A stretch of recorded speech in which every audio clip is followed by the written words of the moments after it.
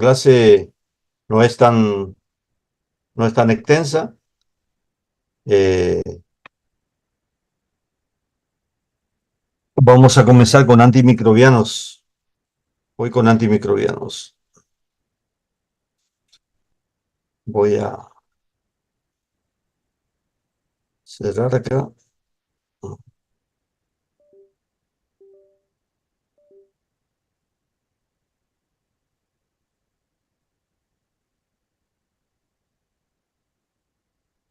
Ahí está la pantalla completa. Bueno, entonces vamos a comenzar con generalidad de antimicrobianos. La semana que viene le voy a dar sobre el grupo de antimicrobianos más importantes que ustedes van a utilizar. Pero primero tenemos que saber algunos puntos que son fundamentales para la hora de ver qué podemos utilizar y cómo debemos utilizar este grupo de agentes para tratar diferentes patologías. Entonces, el primer concepto que quiero que quede bien en claro es qué son antimicrobianos, ¿sí? Los antimicrobianos son sustancias producidas por el metabolismo de organismos vivos, ya sea hongos o bacterias, o sintetizadas químicamente en el laboratorio, llamados en algunas situaciones quimioterápicos, con la capacidad de destruir, como en el caso de las penicilinas, o inhibir el crecimiento. Incluyen antibióticos, antimicóticos, antivirales y antiparasitarios. Por lo tanto, pueden ser de origen natural, semisintéticos y sintéticos. Otro concepto importante que tienen que ir sabiendo y diferenciándose es que cuando esos agentes se comportan como, sobre todo los antibacterianos, se comportan como bacteriostáticos, bactericida o bacteriolítico. ¿Por qué es importante tenerlo presente en este caso? Porque los bactericidas son los que van a provocar la muerte, ¿sí?, de los microorganismos. Entonces, hay que tener en cuenta en pacientes que están inmunocomprometidos, ¿sí?, o tienen bajo los glóbulos blancos, y obviamente en esos casos serían los antibióticos de elección, porque no va a necesitar de la inmunidad del paciente. Sin embargo, los bacteriostáticos, los agentes denominados bacteriostáticos, son agentes que inhiben el crecimiento y la replicación bacteriana. Por lo tanto, ellos sí van a necesitar de la inmunidad. Ellos van a necesitar de la inmunidad. Así que hay que tenerlo presente cuando uno utiliza un grupo de antibióticos llamado bacteriostático. Y también otro concepto es un concepto bacteriolítico, lo que van a provocar también la muerte, pero por lisis celular. Tenemos un gran grupo de antibacterianos. No todos van a saberlo bien, o no todos van a profundizar bien. En líneas generales van a tener que saber algunos conceptos pequeños de cada uno de esos grupos, pero no hace falta que sepan de todo perfectamente, pero sí de los beta-lactámicos. ¿Sí? Dentro de esos beta-lactámicos tenemos las penicilinas, las cefalosporinas, monobactam y carbapenems, lo cual vamos a desarrollar la semana que viene. Pero después tenemos otros grupos como los aminoglucósidos, ¿sí? La gentamicina, el prototipo, azúcares complejos, ahí tenemos la clindamicina.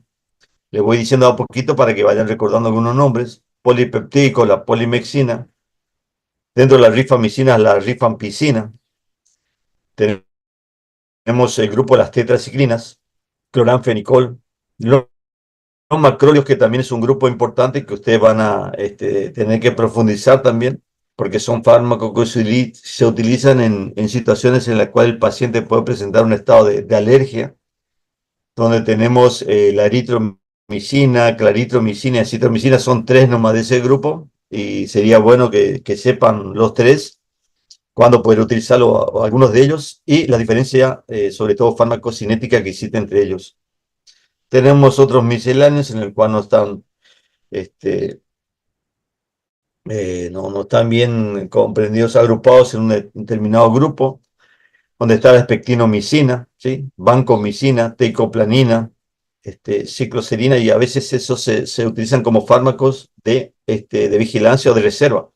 para situaciones en las cuales el paciente no responde a los antibacterianos clásicos. Y los quimioterápicos antibacterianos, como por ejemplo sulfonamidas, y una combinación sulfametoxazol más trimetoprima, que es una asociación muy utilizada, una asociación racional, que va a actuar sobre un lugar determinado. Otro grupo dentro de los quimioterápicos están, por ejemplo, las quinolonas. Los otros grupos que vamos a ver en clases posteriores son los antifúngicos y los antivirósicos. De los antifúngicos van a tener que saber, por ejemplo, aquellos que se utilizan de manera tópica, como la nistatina, aquellos que se utilizan de manera sistémica, como es el ketoconazol, fluconazol y traconazol, y antivirósicos, fundamentalmente el aciclovir y ganciclovir. Después hay otros, habrán visto ahí antivirales, pero que en definitiva no son de uso común, sobre todo en odontología. Pero sí el aciclovir y el ganciclovir, que sería una proforma del aciclovir, pero eso ya se va a especificar cuando se vea antivirales. Sitio de acción, y eso es importante que lo recuerden y lo vayan teniendo en cuenta. Recuerden ustedes que cualquier microorganismo contiene una membrana celular, ¿sí? Están rodeados a su vez por una pared celular. Dentro de ellos tienen enzimas que son muy específicas. Entonces, en cualquiera de esos sitios pueden actuar estos diferentes agentes de antimicrobianos. Y de ahí también es una forma de clasificarlos. Aparte de esa clasificación general que yo le di al principio, otra forma de clasificarlos es de acuerdo al sitio de acción. ¿Sí? Al sitio de acción. Entonces vamos a tener los que van a inhibir la síntesis de la pared bacteriana. Ahí vamos a ver que pueden actuar al inicio de la síntesis de la pared, como por ejemplo la vancomicina, la bacitracina, la fosfomicina, o si no, cuando se está finalizando, ¿sí? Cuando se está finalizando la síntesis de la pared, carbapene, monobactam, cefalosporina, las penicilinas. En definitiva, los beta-lactámicos, que es el grupo que yo les digo que van a tener que estudiar mejor, van a tener que saberlo perfectamente, ese grupo. Tenemos otros como por ejemplo los inhibidores de la membrana celular, en este caso la anfotericina, ketoconazol, otros que inhiben una enzima específica, la RNA polimerasa. No se enloquezcan, le voy diciendo rápido porque no hace falta que detenernos en esto. Lo que van a inhibir otra enzima que la ADN-gerasa, como las quinolonas, lo que van a inhibir, por ejemplo, la síntesis de folato, que es una sustancia indispensable para la síntesis de bases púricas y pirimídicas del ARN y ADN, e inhibidores de síntesis proteica. Y acá es por ahí cuando se complican un poquito los inhibidores de la síntesis proteica. ¿Por qué? Porque a veces no saben si es 30, es diferente, hay diferentes unidades, 30S, 50S. Es muy difícil recordarlo, pero bueno, en definitiva, con que sepan que inhibe la síntesis proteica es suficiente. Algo que sí deben saber, algo que sí que deben saber es por qué hacemos esa diferenciación entre bacteriostático y bactericida.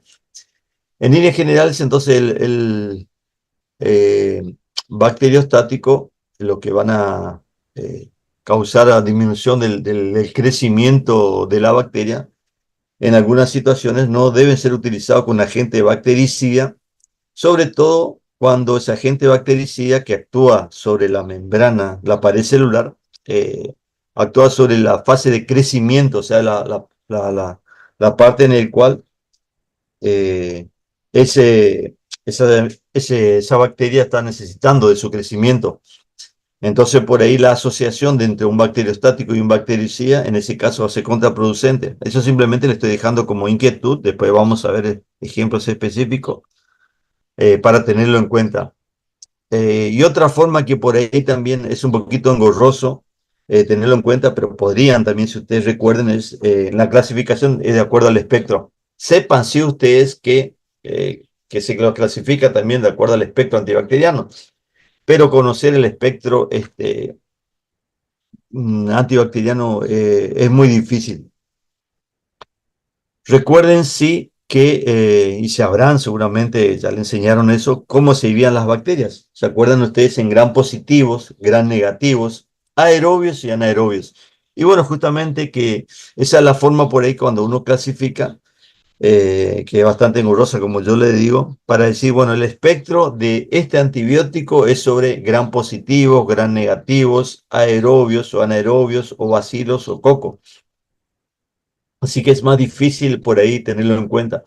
Lo que sí por ahí tienen que recordar aquellos que son de pequeño espectro y de amplio espectro. ¿Qué significa eso? Lo de pequeño espectro son los que tienen una especificidad de acción sobre un determinado grupo, por ejemplo, aerobios o anaerobios, que es muy importante, y aquellos los que son de amplio espectro son los que teóricamente actúan contra todo. Y es lo que hay que tener mucho cuidado, ¿sí? Los que actúan contra todo, porque en definitiva a veces no son tan eficaces como el resto de los grupos y se deben utilizar en situaciones concretas. Así que ese es un punto que tenemos que tener respecto al espectro antibacteriano. Eh, Ya vamos a ver después, cuando veamos cada grupo antibiótico, qué espectro tienen, cómo los clasificamos, dónde actúan, todo eso, pero de manera ya concreta, específica, cuando veamos grupo por grupo. Ahora simplemente es un pantallazo general de lo que por ahí tendríamos que saber. Pero me interesa más otro punto, que es justamente lo que les voy a transmitir ahora, que ustedes tienen que saber. Porque algo que se habla mucho es de la profilaxis de antibióticos. Sí, terapia profiláctica. Entonces, cuando hablamos de profilaxis, implica tratar pacientes que aún no están infectados, ¿sí? Aún no están infectados o que aún no han desarrollado una enfermedad. Prevenir la infección o el desarrollo de una enfermedad potencialmente peligrosa en aquellos que ya tienen evidencia de infección, en aquellos que ya tienen evidencia de infección, ¿sí? La profilaxis posterior a la exposición se puede usar para proteger a personas sanas a la adquisición o invasión de un microorganismo específicos a lo que están expuestos, ¿sí?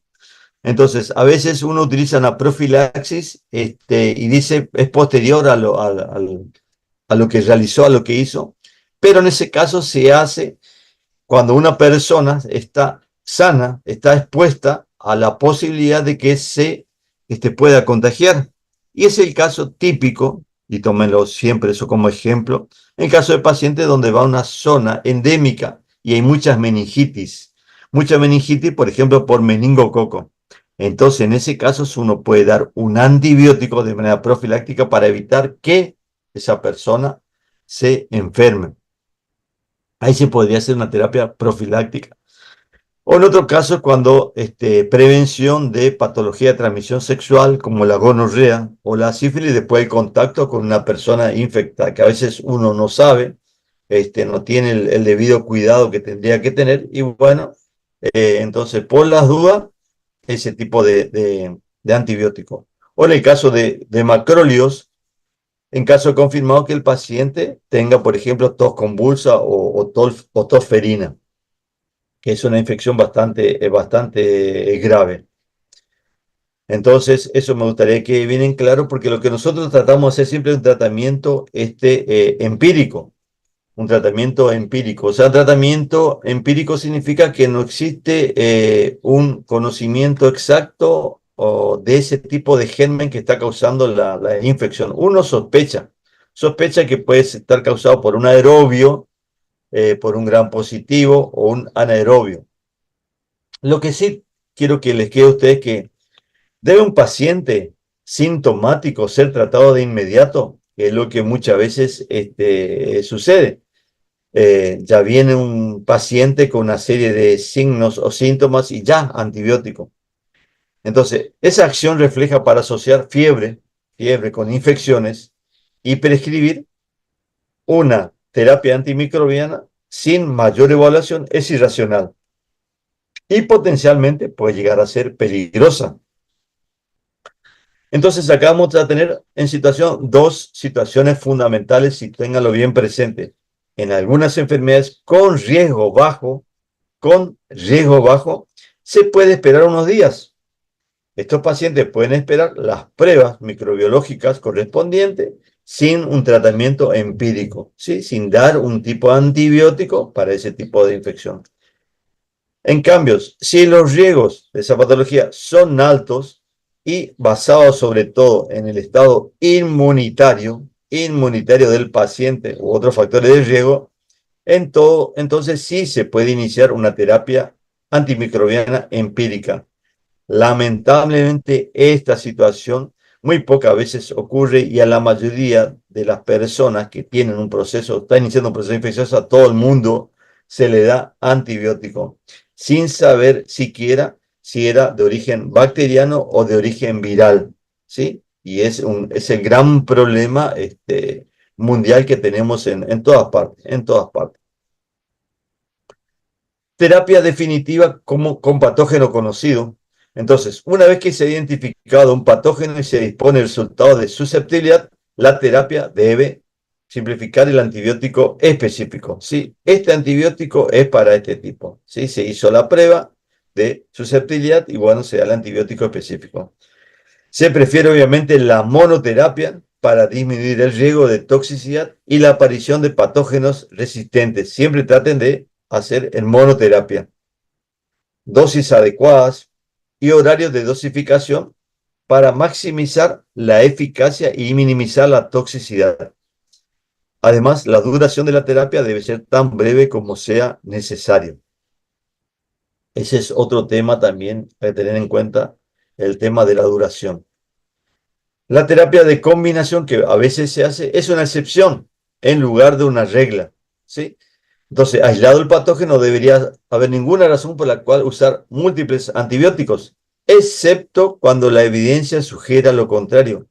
¿Y cuándo puede suceder? ¿Cuál sería la excepción? Cuando existe prevención de la resistencia a la monoterapia, cuando hay una aceleración de la rapidez de la muerte microbiana, uno necesita destruir lo más pronto posible a ese microorganismo, o uno quiere potenciar la eficacia terapéutica mediante el uso de interacciones sinérgicas o mejorar la muerte por un fármaco en función a esa resistencia generada por el microorganismo, y en otros casos también para reducción de la toxicidad, ¿sí?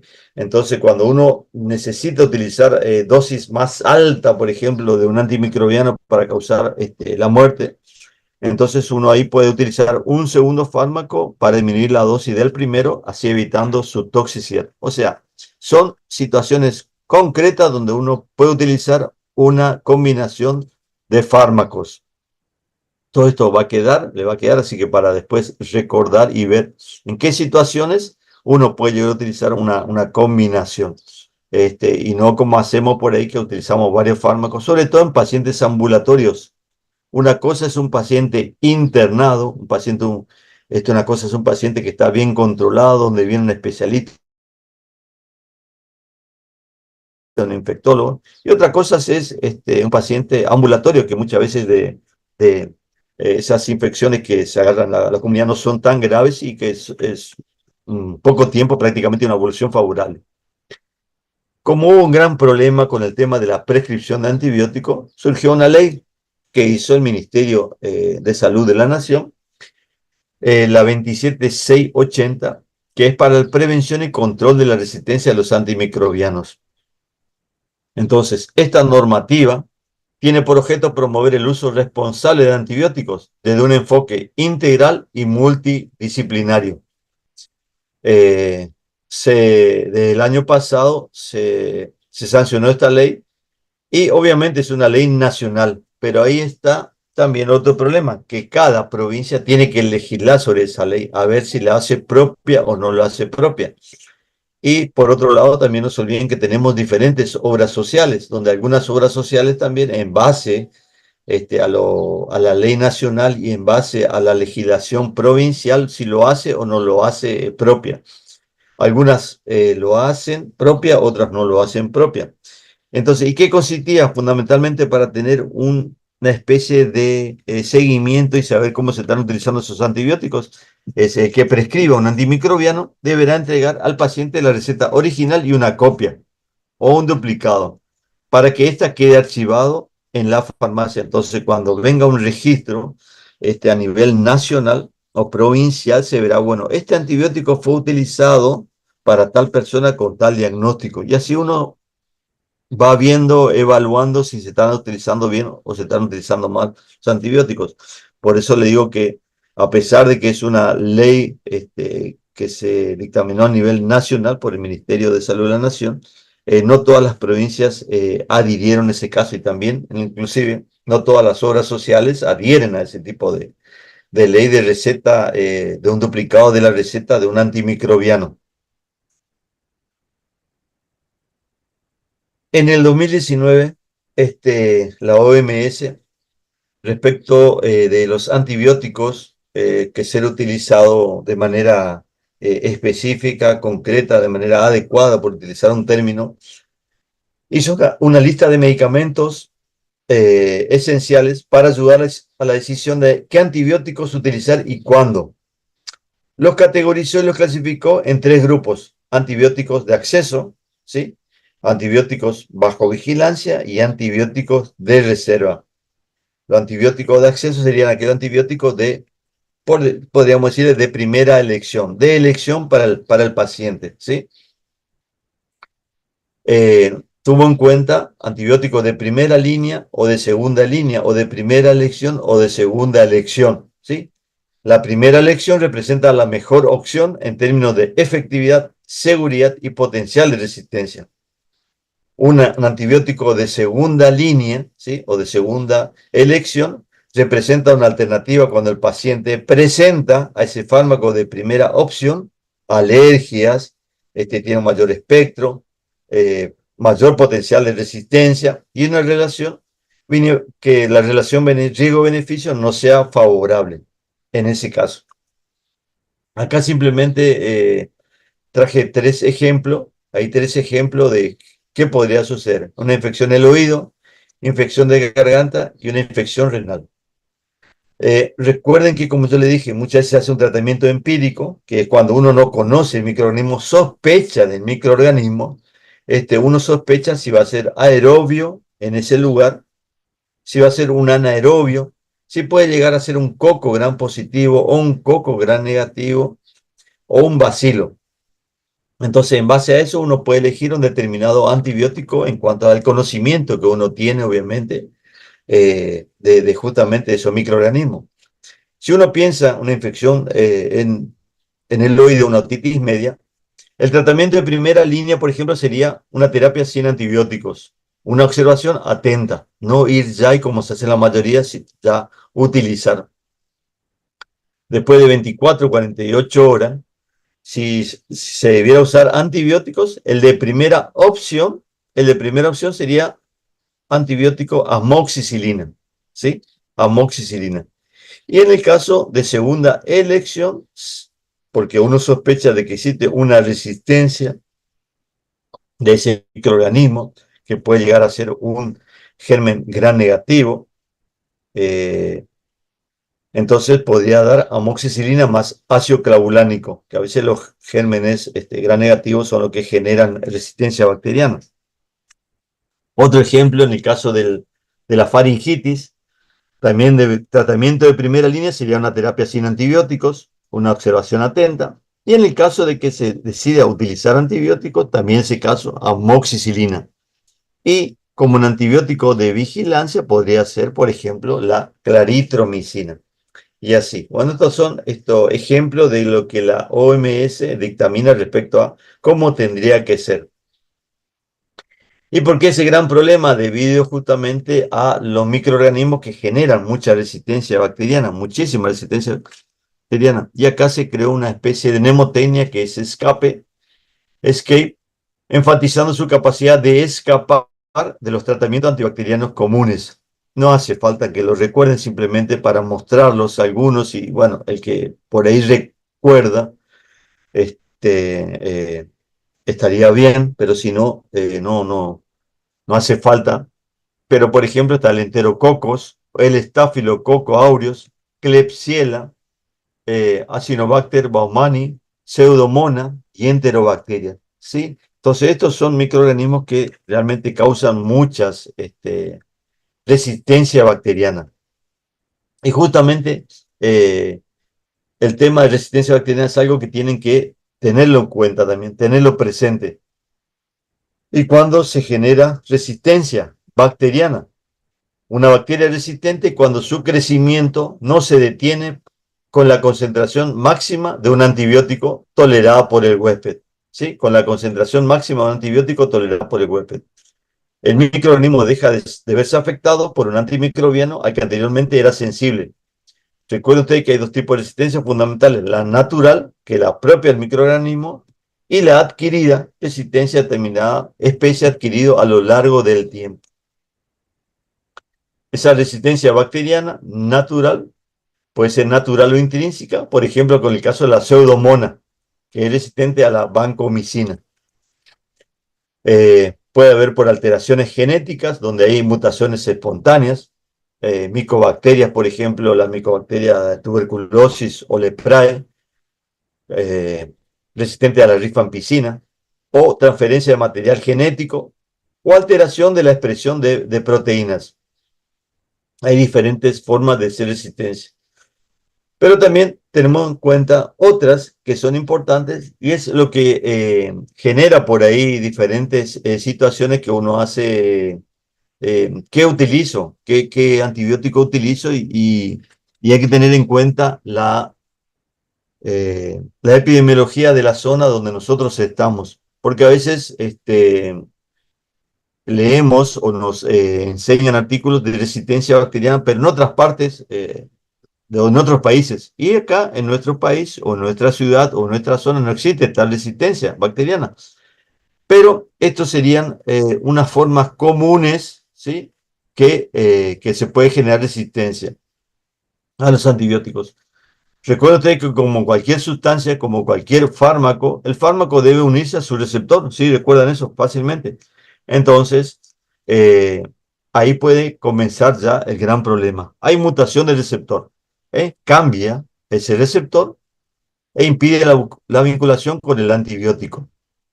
Puede haber modificación del antibiótico, fabrican enzimas, ¿sí? Las bacterias fabrican enzimas, la cual modifica la molécula del antibiótico. En ese caso, ya vamos a ver después cuando hablamos de antibiótico, el caso de enzimas beta-lactamasas, que el antibiótico ingresa, no tiene problema en ingresar, pero la bacteria se defiende generando enzima y de esa manera destruye a ese anillo beta-lactámico.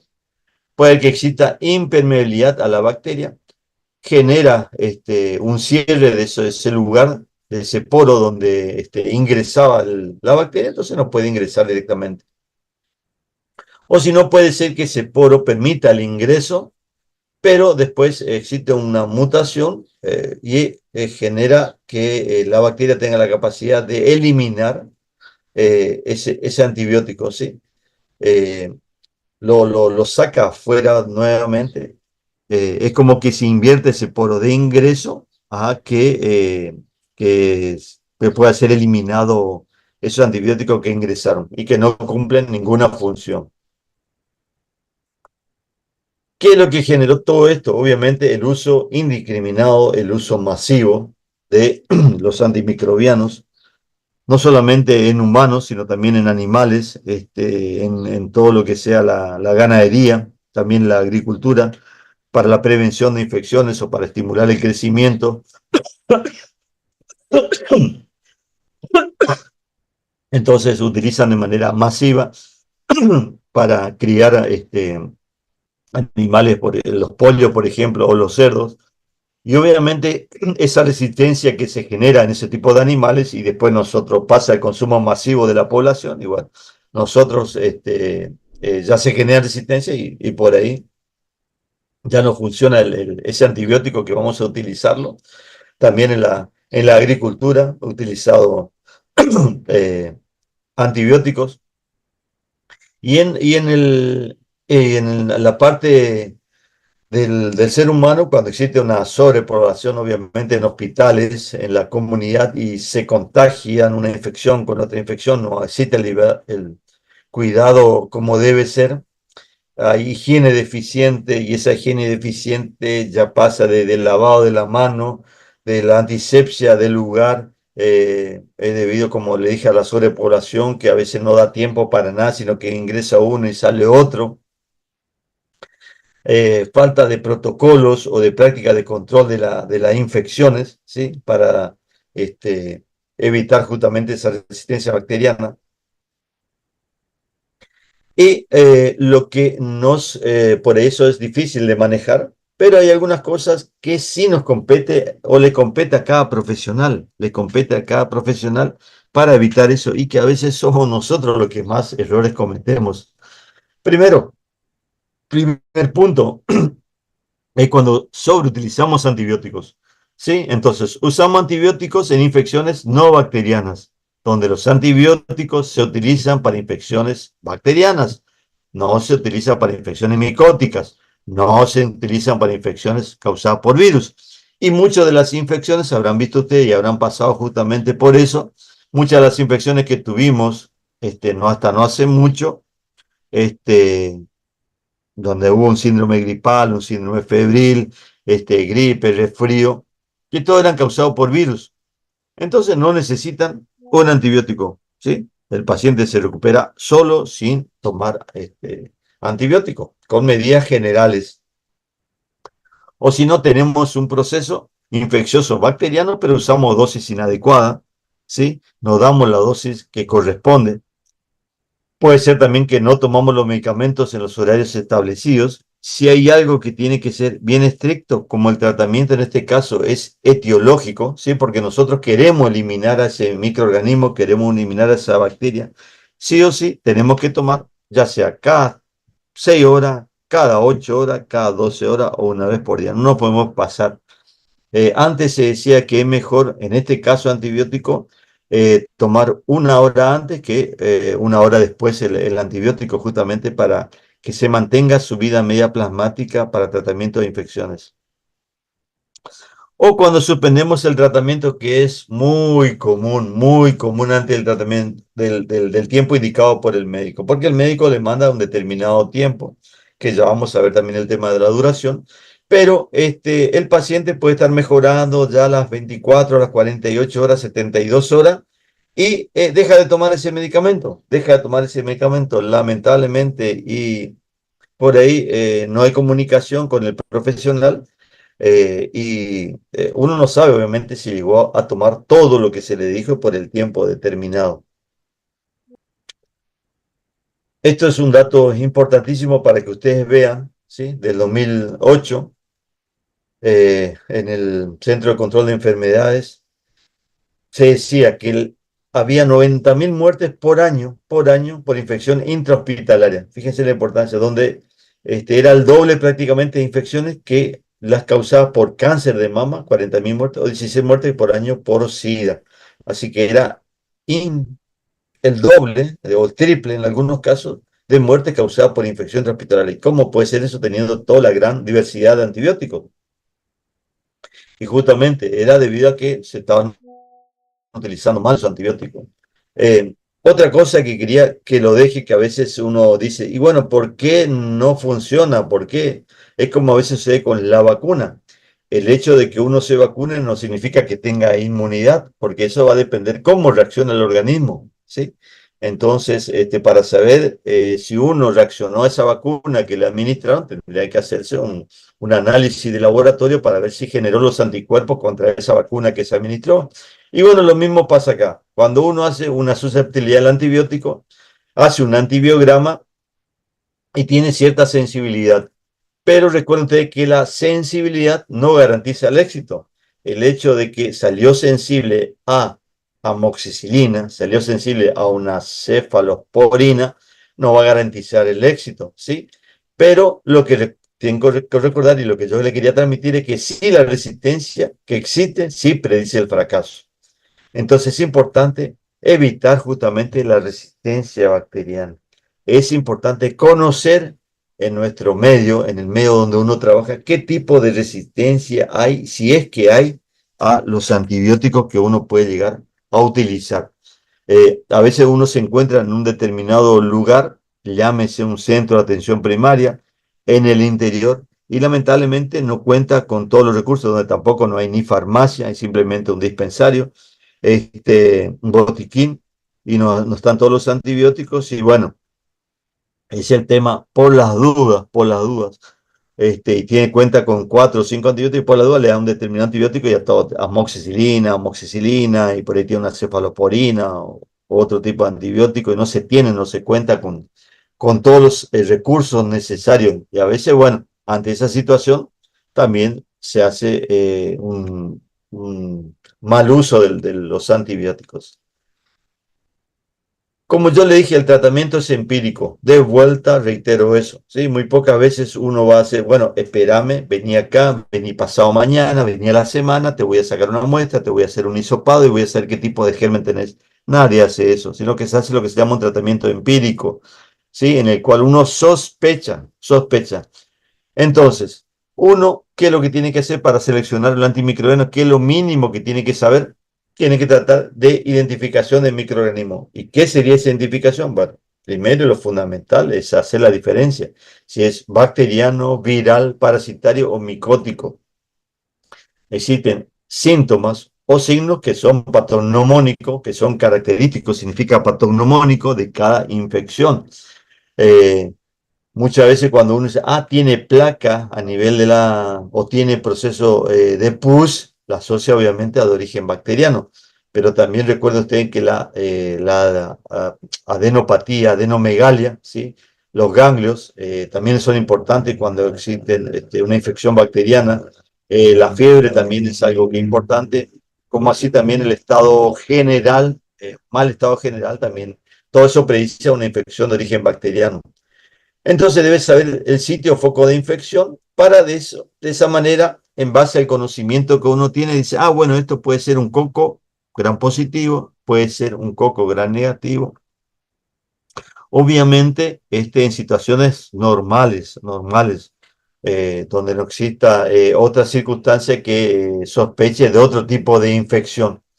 Lugar de adquisición de la infección, y esto es importante porque no es lo mismo que uno tenga una infección dentro de la comunidad, como decimos generalmente, una infección de la calle, una infección te fuiste en algún lugar y te contagiaste de algo, que una infección intrahospitalaria, donde ese microorganismo es mucho más resistente y necesita de ser tratado de otra manera.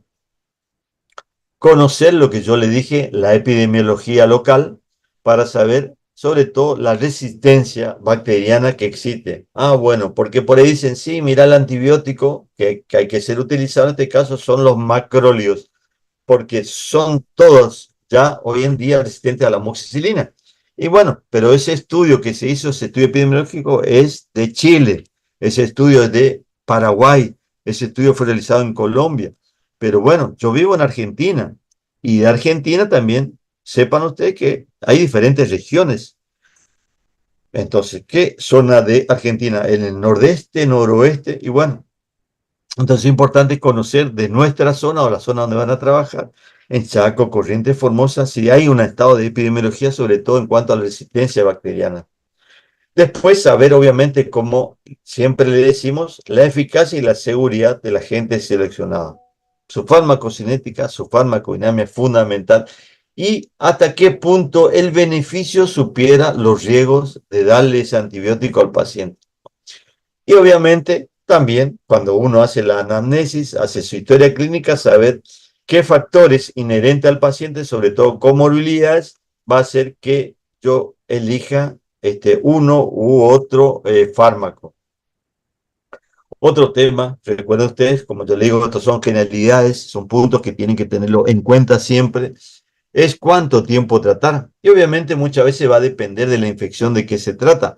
A veces se hacen tratamientos más cortos, a veces se hacen tratamientos más largos, ¿sí? Hay patologías que son más graves, otras que son menos graves. Una cistitis, que es una infección de las vías urinarias bajas, no podemos comparar con una pielonefritis, que es una infección, por ejemplo, del riñón, ¿sí? No es lo mismo una infección en la vejiga que en el riñón. Entonces, por ahí el esquema de tratamiento van a tener diferentes duraciones. Pero recuerden que los tratamientos a cortos plazos pueden ocasionar recaídas. Y los tratamientos a largo plazo también aumentan el riesgo de eventos adversos. O sea, hay que saber bien cuánto tiempo tratar, tener idea. Y ese uso de antibiótico por tiempo inadecuado, de más o menos, puede aumentar el riesgo de resistencia bacteriana en ambos casos. Duración del tratamiento. Se utilizan duraciones fijas o estándares, condicionadas exclusivamente por el síndrome infeccioso a tratar. Es sencillo para recordar, por ejemplo, esquema de múltiplo de 7. ¿Sí? Que tome por 7 días, por 14 días, por 21 días, múltiplo de 7, ¿sí?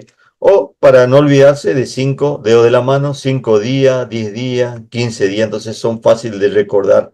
Teóricamente, lo que más se generaliza el tratamiento es de una semana, mínimamente, ¿sí? A pesar de que en algunos antibióticos se puede utilizar tranquilamente 5 días. Así que eso es algo simplemente a manera de recordar, porque ustedes van a decir, ¿y por qué no hay esquema de 4 días? ¿Por qué no hay esquema de 6 días? ¿Por qué no hay esquema de 8 días? ¿Sí? Que podría ser también de 12 días, pero justamente es para no olvidarse, más fácil, esquema de múltiplo de 7 o de 5 que son los dedos de la mano.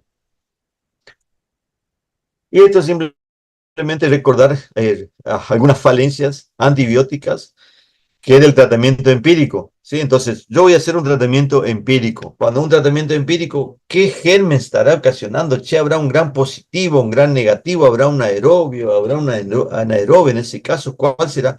Entonces, el profesional dice, el de mayor espectro, utilizar mayor espectro es mejor. Mentira, es una falacia, eso está mal, no tiene que ser utilizado el de mayor espectro, ¿sí? Eso está mal. Otra falacia, mal utilizados cuando existe una falta de respuesta, que la falta de respuesta es la falta de cobertura, ¿sí? En caso de dudas, cambiar el antibiótico o agregar otro. Cuando hay más enfermedades, más medicamentos. También las enfermedades requieren tratamiento inmediato. Otra falacia.